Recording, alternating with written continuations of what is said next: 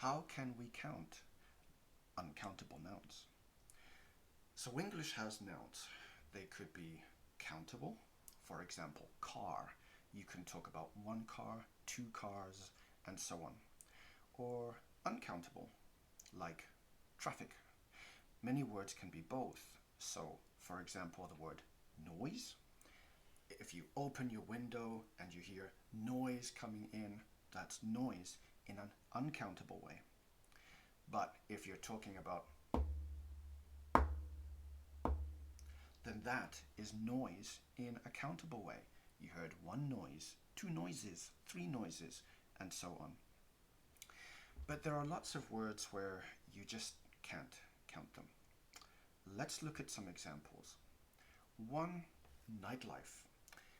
You can give an idea of how much nightlife there is. So there's lots of nightlife, or there's very little nightlife.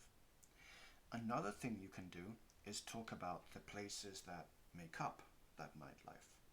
There are lots of restaurants or bars, casinos, cinemas, theaters, etc. Another example might be traffic. So we can give an idea of how much traffic there is. Traffic was very light, traffic was very heavy. But you can't actually count that traffic, but you can count the things that make up the traffic.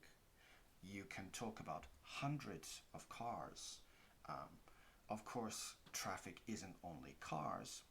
You might look for a more general word, such as vehicles. So hundreds of vehicles were driving along the road. Other words, such as information. You can't count information, but you can use words such as a piece of information, a bit of information. Again, with news, you can't count news, but you can count news stories. You can count pieces of news or items of news.